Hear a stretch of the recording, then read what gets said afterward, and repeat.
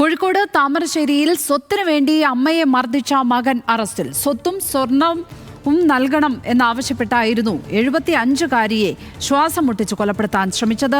പുതുപ്പാടി കുപ്പായക്കോട് സ്വദേശി ബിനീഷിനെ പോലീസ് കസ്റ്റഡിയിലെടുത്തു. വിവരങ്ങളുമായി രതീഷ് വാസുദേവൻ ചേരുന്നു. രതീഷ്, എന്തൊക്കെയാണ് ഈ കേസിന്റെ മറ്റു വിവരങ്ങൾ? വലിയ ക്രൂരത തന്നെയാണ് പെറ്റമ്മയോട് നടന്നിരിക്കുന്നത്, അല്ലേ?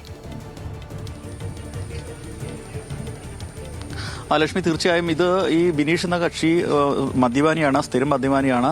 ഈ മദ്യപാനത്തെ തുടർന്ന് അദ്ദേഹത്തിന്റെ ഭാര്യയും മക്കളും ഉൾപ്പെടെ ഉപേക്ഷിച്ച് പോകുന്ന സാഹചര്യമുണ്ട്. എന്നിട്ടും ഈ അമ്മ പലതരത്തിൽ അദ്ദേഹത്തെ അഡ്ജസ്റ്റ് ചെയ്യുന്നു, അദ്ദേഹത്തോട് ക്ഷമിച്ച് അദ്ദേഹത്തെ മാത്രമാണ് പരിഗണിക്കുന്നുള്ളൂ.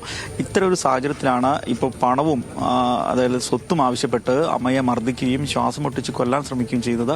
ഒടുവിൽ ഒരു ഗത്യന്തരമില്ലാതെയാണ് ഇത് ഈ അമ്മ പുറത്തു പറയുന്നത്. അങ്ങനെയാണ് ഇയാളെ ഗുരുതരാവസ്ഥയിൽ കിടക്കുന്ന ഈ അമ്മയെ ആളുകൾ ആശുപത്രിയിലെത്തുകയും തുടർന്ന് പരാതി നൽകണമെന്ന നാട്ടുകാരോട് കൂടി അഭ്യർത്ഥനയെ തുടർന്നാണ് അമ്മ ഇത്തരത്തിൽ പരാതി നൽകിയത്. തുടർന്നാണ് ബിനീഷിനെ അറസ്റ്റ് ചെയ്തിട്ടുള്ളത്. എന്തായാലും സ്ഥിരം മദ്യപാനിയാണ്, അക്രമകാരിയാണ്. അതുകൊണ്ട് തന്നെ പോലീസ് അത്തരത്തിൽ തന്നെയാണ് ഇയാൾ കേസ് പരിഗണിക്കുന്നത്. എന്തായാലും ഇയാളെ ഇപ്പോൾ അറസ്റ്റ് ചെയ്തിട്ടുണ്ട്. മറ്റ് നടപടികൾ പൂർത്തീകരിച്ചു വരികയാണ്. ലക്ഷ്മി. രതീഷ് വാസുദേവനാണ് കോഴിക്കോട് നിന്ന് വിവരങ്ങൾ പങ്കുവച്ചത്.